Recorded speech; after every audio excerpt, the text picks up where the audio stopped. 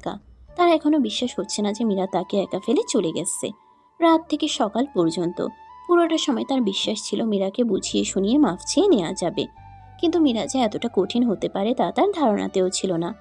রিয়াদের বাবা আমেনা বেগমকে নিয়ে হাসপাতাল থেকে ফিরে এলেন।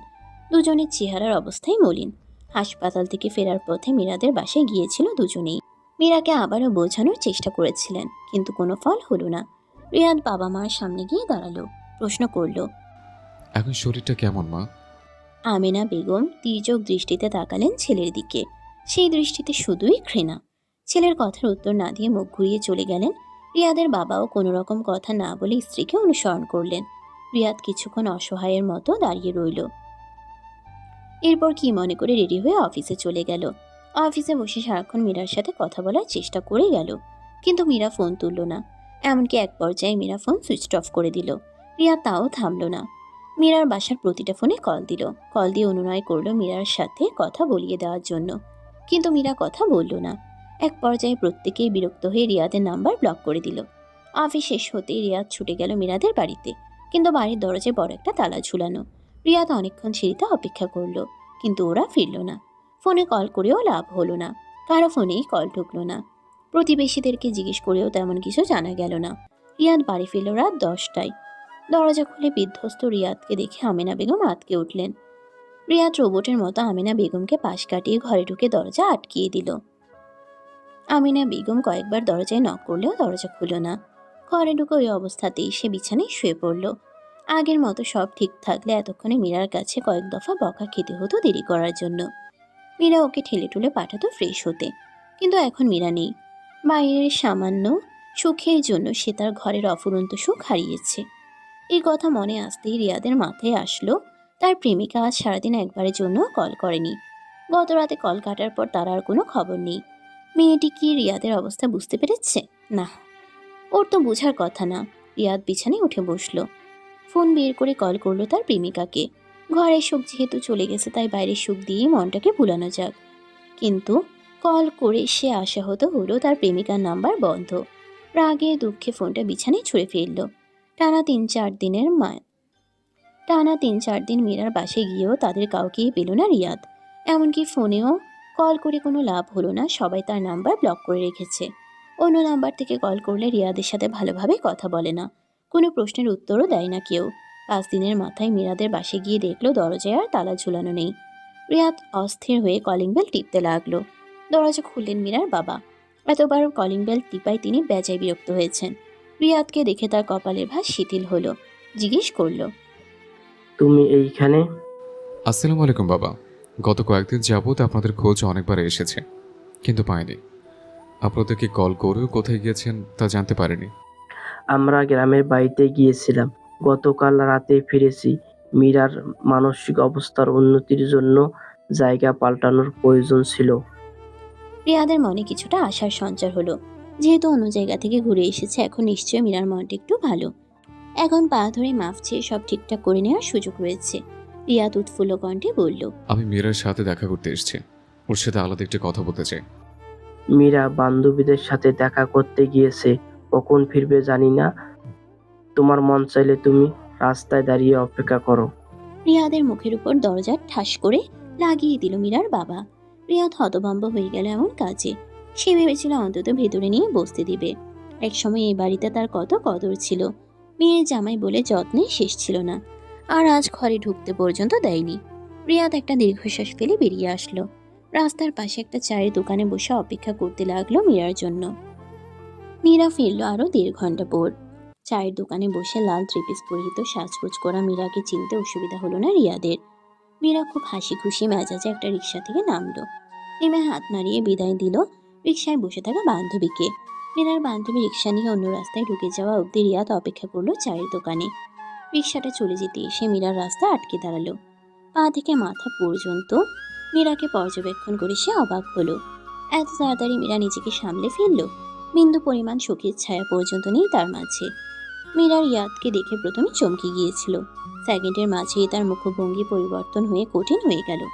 কড়া কণ্ঠে বলল, রাস্তা ছাড়ো, যেতে দাও। মীরা প্লিজ, আমার কথা শোনো, চলো একসাথে বসে একটু কথা বলি। দেবার, তোমার সাথে আমার কথা হবে কোর্টে। ডিভোর্স লয়ারের সামনে। যদি ভেবে থাকো মিষ্টি কথায় আমায় ভুলিয়ে দেবে, তবে ভুল ভাবছো তুমি। আমি মিষ্টি কথায় ভুলবো না, এক চুলও ছাড় দেবো না আমি। এবার ক্ষমা করে দাও, আমি শুধরে যাব। কোনোদিন আর কষ্ট দিব না তোমায়। মীরা রিয়াদের কথায় মুখ ঝামটা দিয়ে রিয়াদকে পাশ কাটিয়ে চলে যেতে চাইলে রিয়াদ মীরার হাত চেপে ধরল। কঠিন বজ্র মুষ্টি ছাড়ানোর জন্য মীরা হাত মুচড়ালো, কিন্তু এতে মুষ্টি আরো কঠিন হলো। রিয়াদ আক্রমণাত্মক ভঙ্গিমায় বলল, এত তেজ কেন দেখাচ্ছ? ডিভোর্স দিতে চাও? খুব শখ। সমাজে ডিভোর্সি মেয়েদের অবস্থা জানো? ডিভোর্স দেওয়ার পর মানুষের কত সহ্য করতে হবে তোমাকে। আধা বুড়ো কাউকে ধরে বিয়ে করে দেবে, তখন মজা বুঝবে। মানলাম আমার দোষ আছে, আমি ক্ষমা চাচ্ছি তার জন্য, কিন্তু ডিভোর্সের কথা তুমি কোন হিসেবে বলো? এরকম একটু একটা দোষ সব পুরুষেরই থাকে, তাই বলি কি সব মেয়েরা ডিভোর্স দিয়ে দিচ্ছে স্বামীকে?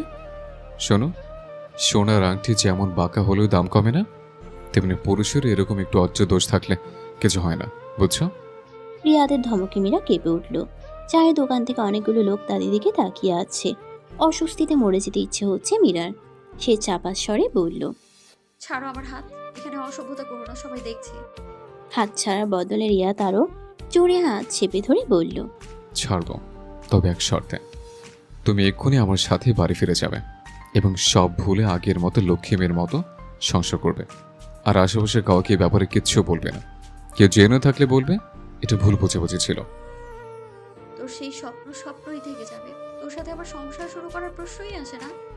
এটা বলেই মীরা একদলা থুতু ছুঁড়ে দিল রিয়াদের মুখে। এরপর দৌড়ে গেট পেরিয়ে বাসার ভেতরে চলে গেল। গায়ে মুখে থুতু নিয়ে রিয়াদ আহাম্মকের মতো দাঁড়িয়ে রইল। চায়ের দোকান থেকে হালকা হাসির শব্দও কানে আসলো তার। মীরা হাঁপাতে হাঁপাতে দরজায় করাঘাত করলো। ভেতর থেকে মীরার বাবা ভাবলেন রিয়াদ বোধহয় আবার এসেছে। তিনি দরজা খুলে বলল, তুমি খামোকা বিরক্ত করছো, মীরা বাড়িতে নেই। কথা শেষ করে উনি মীরাকে দেখে বিস্মিত হলেন। বড় বড় শ্বাস ফেলে মীরা এক প্রকার দৌড় দিয়ে ভেতরে ঢুকে দরজা লাগিয়ে দিল। দরজায় পিঠ ঠেকিয়ে তার বাবার দিকে তাকিয়ে বলল, ওই চরিত্রহীন আমার রাস্তা আটকে দাঁড়িয়েছিল বাবা, ও আমাকে ভয় দেখিয়ে নিয়ে যেতে চেয়েছিল ওর সাথে। মীরার বাবা রাগান্বিত হলেন। বাইরে গিয়ে রিয়াদের সাথে বোঝাপড়া করতে চাইলে মীরা তাকে আটকালো। বাবা মেয়ের কথাবার্তায় মীরার মা বের হয়ে জিজ্ঞেস করলেন, কি হয়েছে? রিয়াদ এসেছিল, আমি তাকে মীরা বাসায় নেই বলে চলে যেতে বলেছিলাম। এখন শুনছি সে নাকি মীরাকে আস্তায় আটকে রেখেছিল, ভয় দেখিয়ে নিয়ে যেতে চাইছিল তার সাথে। ছেলেটাকে আর একটা সুযোগ কি দেওয়া যায় না? এতদিনের সুখের সংসারটা এভাবে ভেঙে দেওয়াটা কি উচিত হবে? মীরার বাবা খানিকক্ষণের জন্য একটু থমকে গেলেন। মীরার দিকে তাকিয়ে দেখলেন মেয়েটা কাঁদছে। ফুটায় ফুটায় পানি গাল বেয়ে গড়িয়ে পড়ছে। হয়তো সাজানো সংসারটার মায়া এখনো ত্যাগ করতে পারেনি। মীরার বাবা শক্ত কণ্ঠে বললেন, আমার মেয়েটা সবে একটু নিজেকে গুছিয়ে নিয়েছিল, এর মধ্যে আবারও ওই ছেলেটা এসে কাটিয়ে দিয়ে গেল। শোনো মীরার মা, যার জন্য আমার মেয়ে গত কয়েকদিন যাবত লাগাতার চোখের পানি ফেলছে, তাকে আমি ক্ষমা করব না। মীরার বাবা জোরে জোরে পা ফেলে ভেতরে চলে গেলেন। মীরা নিজেকে আর ধরে রাখতে পারল না। হাতে থাকা শপিংয়ের ব্যাগগুলো ফেলে দিয়ে দৌড়ে নিজের ঘরে গিয়ে দরজা আটকিয়ে দিল। মীরার মা দরজার সামনে অনেকক্ষণ দাঁড়িয়ে থেকে ডেকেও মেয়েকে দরজা খোলাতে পারলেন না। মীরা কোনো কথাতেই কোনো উত্তর দিল না। কেবল ভেতর থেকে ফুপিয়ে কান্নার আওয়াজ ভেসে আসলো। রিয়াদ বাসায় ফিরল সন্ধ্যার পর। বাসায় না ঢুকে সে সোজা ছাদে চলে গেল। সেখানে পায়চারি করতে করতে একটার পর একটা সিগারেট টানতে লাগলো। তার মাথায় আগুন জ্বলছে। মীরার এত সাহস কিভাবে হলো? বিয়ের পর থেকে কোনোদিন সে তার মুখের উপর কথা বলেনি, কোনো কথার অবাধ্য হয়নি। সেই নরম স্বভাবের মেয়ে আজ কিনা তাকে তুইতুকারি করলো, গায়ে থুতু ছুঁড়ে মারলো। এত বড় স্পর্ধা ওর! রিয়া ঠোঁট থেকে জ্বলন্ত সিগারেট ফেলে দিয়ে পা দিয়ে পিষে ফেললো। তার রাগান্বিত মুখ দেখে মনে হচ্ছে যেন সে মীরাকেই পিষে ফেলতে চাচ্ছে। সে ছাদের এক কোণায় বসে ভাবতে লাগলো কি করা যায়। এমন সময় মনে পড়ল তার প্রেমিকার কথা। এই মুহূর্তে মাথা ঠান্ডা করতে হলে তার প্রেমিকার সাথে সময় কাটানো প্রয়োজন। পকেট থেকে ফোনটা বের করে ফোনের দ্বিতীয় সিমটা চালু করলো। সিমটা এতদিন অফ করে রেখেছিল। এটা দিয়েই সে তার প্রেমিকার সাথে যোগাযোগ করত। কন্ট্যাক্ট লিস্ট থেকে তার প্রেমিকার নাম্বারটা বের করলো। নাম্বারটা সে সেভ করেছিল তার অফিসের ম্যানেজারের নাম দিয়ে। এই নাম্বার থেকে কল আসলে মীরা তড়িঘড়ি করে ফোনটা নিয়ে আসতো রিয়াদের কাছে। কত সুন্দর সব চলছিল, বিন্দুমাত্র সন্দেহও মীরা করতে পারেনি। অথচ এক রাতের একটা ভুল সবকিছু তছনছ করে দিল। রিয়াদের নিজের উপর প্রচণ্ড রাগ পেল। সেদিন যদি ছাদে এসে কথা না বলতো তাহলে এই দিন আসতো না। এত সব ভাবাভাবি বাদ দিয়ে রিয়াদ কল দিল তার প্রেমিকার নাম্বারে। দুবার রিং হতেই রিসিভ করলো। কয়েক সেকেন্ড চুপ করে থেকে ওপাশ থেকে দ্বিধা নিয়ে তার প্রেমিকা বলল, হ্যাঁ, হ্যালো। কেমন আছে আয়না? ও, রিয়াদ বেবি, অবশেষে তুমি কল করলে। সেই রাতের পর থেকে আমি তো চিন্তায় অস্থির। ওই দিন ফোনে আমি সমস্ত কিছু শুনতে পেয়েছিলাম। তখনই বুঝেছিলাম তুমি ধরা পড়ে গেছো, তাই নিজে থেকে আর যোগাযোগ করার চেষ্টা করিনি। ভালো করেছ। তুমি ফ্রি থাকলে চলো কাল দেখা করি। রিয়াদের কথা শুনে অ্যানা নিশ্চুপ হয়ে গেল। রিয়াদ অধৈর্য হয়ে রাগী কণ্ঠে বলল, কি ব্যাপার আয়না, তুমি কি আমার সাথে দেখা করতে চাও না? অ্যানা সাথে সাথে উত্তর দিল। এবার সে কামুক কণ্ঠে বলল, অবশ্যই চাই বেবি, তোমাকে কাছে পেতে আমি মরিয়া হয়ে আছি। কাল সময় বের করা যাবে কিনা তাই ভাবছিলাম, কারণ ভার্সিটিতে কাল ক্লাস আছে। রিয়াদ লম্বা করে শ্বাস টানল। সব কিছুতেই শুধু ঝামেলা আর ঝামেলা। অ্যানা একটু চিন্তা করে বলল, কাল না পারলে পরশু অবশ্য দেখা হবে, কেমন? রিয়াদ কোনো উত্তর না দিয়ে ঠাস করে ফোন কেটে দিল। শেষবারের মতো আরেকটা সিগারেট খেয়ে তারপর বাসায় আসলো। কলিং বেল চাপ দিয়ে আমিনা বেগম দরজা খুলে দিলেন। রিয়াদ কোনো দিকে না তাকিয়ে মাথা নিচু করে দ্রুত তার ঘরে চলে যাওয়ার জন্য পা বাড়ালো। ঘরে দরজার সামনে যাওয়ার আগে রিয়াদের বাবা তাকে থামিয়ে দিলেন। রাশভারী কণ্ঠে বললেন। দাঁড়াও। রিয়াদ দাঁড়িয়ে পড়ল সামনের দিকে মুখ করে। রিয়াদের বাবা সোফায় বসে কঠিন স্বরে বললেন, অফিস শেষ হয়েছে তো অনেক আগেই। এতক্ষণ কোথায় ছিলে? বন্ধুদের সাথে। কথা মিথ্যা বললো। তুমি মীরাদের বাড়িতে গিয়েছিলে এবং মীরাকে রাস্তায় আটকে রেখে হুমকি ধুমকি দিয়েছ।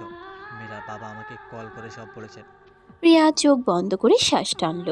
তারপর তার বাবার দিকে ফিরে বলল, আমি ওকে বুঝিয়ে শুনে আনতে গিয়েছিলাম, কিন্তু ও আমার কথা শুনছিল না, তাই একটু রাগারাগি হয়েছে। এর বেশি কিছু না। স্বামী স্ত্রীর মাঝে এমন হয়। স্বামী স্ত্রীর সম্পর্ক কি আর আছে? তুই তো সব শেষ করে দিয়েছিস। রিয়াদ মাথা নিচু করে দাঁড়িয়ে রইল। রিয়াদের মা আবার বললেন, এলাকায় কানা খুসা শুরু হয়ে গেছে। সবাই আমাকে জিজ্ঞেস করছে বৌমার ব্যাপারে। বলেছি ছেলের সাথে ঝগড়া করে রাগ করে বাপের বাড়ি গেছে, কয়েকদিনের মাঝেই চলে আসবে। এরপরও মানুষের কথা থামছে না। কাল তুমি আমাদের সাথে মীরা বাড়িতে যাবে। যেভাবেই হোক মীরার রাগ ভাঙাবে। দরকার পড়লে পায়ে ধরে ওকে ফিরিয়ে আনবে, বুঝছো? রিয়াদ অনেক অপমানিত অনুভব করলো। কয়েক ঘন্টা আগে মীরা ওর দিকে থুতু ছুঁড়ে দিয়েছে। এলাকার মানুষ হাসাহাসি করেছে। আর এখন জন্মদাতা বাবা বউয়ের পা ধরতে বলেছে। পুরুষ হিসেবে আর কোনো মান সম্মান রইল না। রিয়াদের বাবা ধমক দিয়েই বললেন, বুঝেছো কি বলেছি? যেভাবে হোক তুমি বৌমাকে ফিরিয়ে আনবে, সংসার করবে এবং এলাকার সবার মুখ বন্ধ করবে। এইভাবে মান সম্মান গেলে এই এলাকায় মুখ দেখাতে পারবে না। বাবার কথা শেষ হতে রিয়াদ ঘরে এসে ধপ করে বিছানায় বসে পড়ল। গলায় ঝুলে থাকা টাইটা একটানে খুলে ছুঁড়ে ফেলল ফ্লোরে। প্রচণ্ড হতাশায় মাথাটা দু হাতে চেপে বসে রইল। মীরাকে এত অনুরোধ করেও কাজ হয়নি। এমনকি তাকে হুমকি দিয়েও মন গলানো সম্ভব হয়নি। কাল কি মীরা আর তার পরিবারকে মানানো সম্ভব? আবার যদি অপমানিত হতে হয়? রিয়াদের হুট করে মেজাজ খারাপ হয়ে গেল। বিছানা থেকে উঠে কোমরে দুই হাত রেখে ঘরের ভেতর পায়চারি করতে করতে বলল, কেমন করেছে আমি? হ্যাঁ, এরকম একটু একটু সবাই করে। আমি তো বলেছি আর হবে না, তারপর এত গোমরা কিসের? এমন নয় যে আরেকটা বউ বিয়ে করে এনেছে। রিয়াদ কিছুক্ষণ ভাবলো, তারপর আবার বিছানায় বসে ফোন বের করে কল করলো। হ্যালো অ্যানা, কাল দেখা করতে হবে না, পরের সময় বের করে দেখা করব। ফোন কানে চেপে ধরে বলল, বলেই কল কেটে দিল। কল কেটে দিয়ে সে মনে মনে সিদ্ধান্ত নিল যেভাবেই হোক মীরাকে ফিরিয়ে আনবে সে। নিজের মান সম্মানের প্রশ্ন এখানে। মীরাকে ফিরিয়ে আনতে না পারলে সবার কাছে সে চরিত্রহীন হবে। তাই অভিনয় করে হলেও মীরাকে সে ফিরিয়ে আনবে। মীরার বাসায় রিয়াদ আর তার বাবা মা বসে আছে। তাদের সামনে মীরার বাবা মা আর ভাই। মীরাকে তাদের আসার কথা জানানো হলেও সে সামনে আসেনি, দরজা আটকে বসে আছে। রিয়াদের বাবা মা দুজনেই মীরার বাবা মাকে অনুরোধ করে বোঝানোর চেষ্টা করলো। মীরার বাবা মা প্রথমে শক্ত থাকলেও আস্তে আস্তে কিছুটা নরম হলেন। রিয়াদ অত্যন্ত বিনয়ের পরিচয় দিতে গিয়ে শ্বশুরের হাত পায়ে ধরল। মীরার বাবা কঠিন কণ্ঠে বললেন, মীরা না চাইলে এখানে আমার কিছু করার নেই।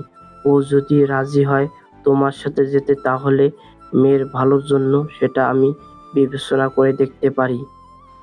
আমি মীরাকে রাজি করাবো। প্রয়োজন পড়লে ওর দেওয়ার সমস্ত শাস্তি আমি মাথা বেঁধে নেব। রিয়াদ উঠে গিয়ে মীরার ঘরের দরজার সামনে গিয়ে দাঁড়িয়ে মীরাকে ডাকলো, কিন্তু ভেতর থেকে কোনো সারা শব্দ এলো না।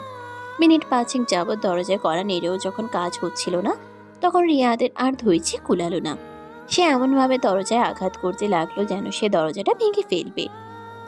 আমিনা বেগম ছেলের উত্তেজনা দেখে পরিস্থিতি সামলে দিতে দ্রুত ছেলের কাছে এসে ছেলেকে থামালেন। মীরার বাবা মার দিকে তাকিয়ে হেসে বললেন, মীরা হয়তো রিয়াদের ওপর অভিমান করে দরজা খুলছে না, আমি একটু চেষ্টা করে দেখি। রিয়াদ বিক্ষিপ্ত মেজাজে সোফায় এসে বসে পড়ল। তার নিজেকে খুব ছোট লাগছে। এতবার ডাকার পরেও মীরা দরজা খুলল না। সে তো ক্ষমা চাইতেই এসেছে, একটু ভদ্রতা কি দেখানো যেত না? আমিনা বেগম বেশ কয়েকবার দরজায় কড়া নেড়ে ডাকলেন, অনেক ইমোশনাল কথাবার্তা বললেন। এক পর্যায়ে আস্তে করে মীরা দরজা খুলল। আমিনা বেগমের সাথে মীরার মাও ঘরে ঢুকলেন। রিয়াদ একবার চোখ তুলে মীরার ঘরের দরজার দিকে তাকালো। দরজার ফাঁক দিয়ে দেখলো আমিনা বেগম আর মীরার মায়ের মাঝখানে বসে মীরা ফুপিয়ে কান্না করছে। আমিনা বেগম তার মাথায় হাত বুলিয়ে দিচ্ছে। রিয়াদ কিছুটা স্বস্তি পেল, কিছুটা হলেও পজিটিভ সাইন দেখতে পাচ্ছে সে। এভাবে আস্তে আস্তে সব ঠিক হয়ে গেলে মীরাকে নিয়ে যেতে আর বাধা থাকবে না। রিয়াদের বাবা মীরাকে সাথে নিয়ে যেতে চাইলে মীরার বাবা রাজি হলেন না। তিনি মীরার সাথে কথা বলে সিদ্ধান্ত নিয়ে তারপর তাদেরকে জানাবেন।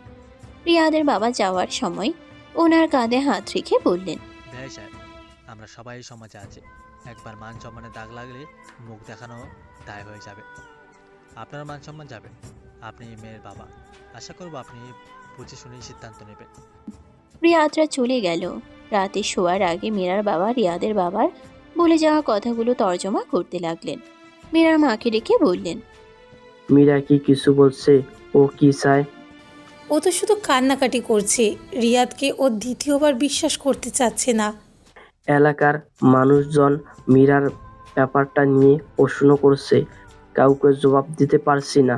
আত্মীয় স্বজন কল করে সাজেশন দিচ্ছে যে ডিভোর্স যেন না হয়। মেয়ের ডিভোর্স হলে নাকি বিয়ে দিতে সমস্যা হবে। কি করব বুঝতে পারছি না। এত সুন্দর সংসার, আমার মেয়ের মা হয়ে সেই সংসার ভেঙে যাক তা আমি চাই না। রিয়াদ যদি নিজেকে শুধরে নিয়ে ভবিষ্যতে এমন না করার প্রতিশ্রুতি দেয় তবে তো সমস্যা দেখি না। মেয়ে একবার ডিভোর্সি হলে হয়, এক বাচ্চার বাপ, আর নয়তো বয়স্ক কারোর কাছেই বিয়ে দিতে হবে। মীরার বাবা সব শুনলেন কিন্তু কিছু বললেন না। সব কিছু মিলিয়ে তিনি দ্বিধাদ্বন্দ্বে ভুগছেন। সিদ্ধান্ত নিলেন কাল সকালে মীরার সাথে এই ব্যাপারে কথা বলবেন। সকালে মীরা এই ব্যাপারে কথা শুনতেই চুপ হয়ে গেল। মীরার বাবা মেয়ের মাথায় হাত রেখে অনেক কিছুই বুঝালেন। বললেন, মারে, একটা সুযোগ দিয়ে দেখ, হয়তো সে তার ভুল বুঝে আর এমন করবে না। একটা সংসার ভেঙে যাওয়া তো সহজ ব্যাপার না, তোকে সারাটা জীবন এর ফল ভোগ করতে হবে। আর যদি সেই একই কাজ আবারও করে তখন? ভরসা রাখ, করবে না। নেগেটিভ চিন্তা করিস না। এত সুন্দর সংসারটা একটা ভুলে ভেঙে দিস না। আর একটা সুযোগ দে মা। ঠিক আছে, তবে তাই হোক। আমি ফিরে যাব, তবে পরের বারে এমন হলে আমি আর তোমাদের কাছে ফিরবো না। হয় আত্মহত্যা করবো, নয়তো যেদিকে দুই চোখ যাবে সেই দিকে চলে যাব আমি। এটা বলে মীরা উঠে চলে গেল। মেয়ের কথা শুনে মীরার বাবা মা দুজনেই কিছুক্ষণ থ হয়ে বসে রইলেন, কিন্তু মেয়ের কথা এতটা আমলে নিলেন না। যে করেই হোক মেয়ের সংসার আবার জোড়া লাগাতে বদ্ধপরিকর তারা। সন্ধ্যায় কল দিয়ে রিয়াদের বাবাকে জানিয়ে দিলেন মীরার সিদ্ধান্তের কথা। রিয়াদের বাবা খুশি হয়ে তখনই আসতে চাইলেন মীরাকে নিতে, কিন্তু মীরার বাবা জানালেন এভাবে তিনি মেয়ে দিবেন না। যেহেতু এত বড় মনোমালিন্য হয়ে গেছে, তাই ঘরোয়াভাবে একটু খাওয়া দাওয়ার আয়োজন করতে চান। সেজন্য 2 দিন সময় চান। রিয়াদের বাবা 2 দিন সময় দিতে নারাজ। অনেক জোরাজোরির পর তিনি 1 দিন সময় দিতে রাজি হলেন। দেরি করলে কখন আবার মীরার সিদ্ধান্ত চেঞ্জ হয়ে যায় বলা তো যায় না। তাই যত দ্রুত সম্ভব মীরাকে নিয়ে আসতে চান। রিয়াদ খুব খুশি হলো। সে তৎক্ষণাৎ মীরাকে কল করলো। দেখলো মীরা তার নাম্বার আনব্লক করেছে। 2 রিং বাজার পর মীরা কল ধরলো। প্রথমে মীরা কথা বলতে না চাইলেও রিয়াদ জোর করে ঘন্টা 2 কথা বলে ফেলল। ব্যাপারটায় নতুন নতুন প্রেমে পড়ার অনুভূতি পেল সে। মীরা ধীরে ধীরে সহজ হয়ে গেল তার সাথে। শত হোক রিয়াদ তার স্বামী, তার ভালোবাসার মানুষ। রিয়াদের থেকে সে বেশি দিন দূরে থাকতে পারবে না। কথা শেষ করে রিয়াদ একটা বিজয়ীর হাসি দিল। অবশেষে সে জিতে গেছে। যেভাবেই হোক মীরাকে আসতেই হচ্ছে তার কাছে। আজকে মীরাদের বাড়িতে ছোটখাটো একটা আয়োজন করা হয়েছে। রিয়াদের পরিবার নিতে আসবে তাকে। তাদের কাছে কিছু আত্মীয় আর কয়েকজন কাজিন এসেছে। মেয়ে কাজিনরা মিলে মীরাকে হালকা সাজিয়ে দিল। খয়েরি রঙের শাড়িতে মীরাকে দেখতে বউ বই লাগছিল। অল্প কিছুক্ষণের মাঝেই রিয়াদের বাবা মা এসে পৌঁছালো। রিয়াদ আসেনি, সে অফিস থেকে ছুটি নেয়নি, তাই সে হাফ অফিস করে তারপর চলে আসবে। রিয়াদ মীরাকে বলেছে এখান থেকে নিয়ে যাওয়ার পর অফিস থেকে ছুটি নিয়ে দেশের বাইরে ঘুরতে নিয়ে যাবে, তাই আজ ছুটি নিবে না। দুপুরের খাবারের সময় হয়ে গেলেও রিয়াদ আসলো না। সে কল করে জানালো জ্যামে পড়েছে, আসতে সময় লাগবে। সবাই যেন দুপুরের খাবার খেয়ে নেয়, তার জন্য অপেক্ষা করার প্রয়োজন নেই। সবাই খুশি মনেই খেতে বসলো। শুধু মীরা খেলো না, সে রিয়াদ আসলে খাবে। দুপুরের খাবারের পর 1 ঘন্টা হয়ে গেলেও রিয়াদের আসার নাম নেই। তাকে কল করেও পাওয়া যাচ্ছে না, তার ফোন অফ। সবাই টেনশনে অস্থির হয়ে গেল। রাস্তাঘাটে অ্যাক্সিডেন্ট হয়ে যায়নি তো? কারণ শেষবার রিয়াদ যখন কথা বলেছিল তখন রাস্তার গাড়ির আওয়াজ শোনা যাচ্ছিল। মীরার বাবা দ্রুত মীরার ভাইকে পাঠালেন রিয়াদের অফিসের দিকে। বাড়ির সবার আনন্দ অনেকটাই ম্লান হয়ে গেল। মাঝারি মানের হোটেলটার সামনে দাঁড়িয়ে রিয়াদ ঠোঁট কামড়ে হাসল। ভিতরে তার জন্য অপেক্ষা করছে অ্যানা। অ্যানার সাথে আবারও একসাথে হবে এই বিষয়টা মনে করতেই তার গা শিরশির করে উঠল। তবে আজই শেষ। মীরার সাথে সব কিছু নতুন করে শুরু করার আগে শেষবারের মতো অ্যানার সাথে নিতে চাই সে। এরপর আর কোনোদিন দেখা করবে না অ্যানার সাথে, তাই আজ একটু রয়ে শুয়ে সময় কাটাবে। আর একটু তাড়াতাড়ি আসতে চেয়েছিল সে, কিন্তু রাস্তার জ্যাম দেরি করিয়ে দিল। এখন মীরাদের বাসায় যেতে দেরি হবে, ব্যাপার না, কোনো একটা মিথ্যা কথা বলে দিলেই হবে। রিয়াদ শীষ বাজাতে বাজাতেই হোটেলের লবিতে আসলো। এরপর সোজা চলে এলো 3 তলার 305 নাম্বার রুমে। অ্যানা এই রুমেই আছে। রুমের দরজা ধাক্কা দিতেই খুলে গেল। বিছানায় অর্ধনগ্ন অ্যানাকে কামুকি ভঙ্গিতে আধশোয়া হয়ে বসে থাকতে দেখল। রিয়াদকে দেখে এসে মুচকি হেসে একটা হাত বাড়িয়ে দিল। রিয়াদ কিছুক্ষণের জন্য স্তব্ধ হয়ে গিয়েছিল। এবার তার গলা শুকিয়ে গেল। সে ঝটপট দরজা লাগিয়ে দিল ভিজানোর জন্য। অ্যানার দিকে এগিয়ে গেল। রিয়াদ যখন অ্যানার মাঝে পুরোপুরি ভূত হয়ে আছে, তখনই খট করে একটা শব্দ হলো দরজায়। তীব্র অনুভূতিতে থাকলেও শব্দটা রিয়াদের কানে ঠিকই এলো। শব্দটা হওয়ায় 2 সেকেন্ডের মাথায় ঠাস করে দরজাটা খুলে গেল। রিয়াদ আর অ্যানা দুজনেই ভ্যাবাচেকা খেয়ে গেল। রিয়াদ অ্যানার উপর থেকে সরে আসলো। দুজনেই চাদর দিয়ে নিজেদেরকে ঢাকলো।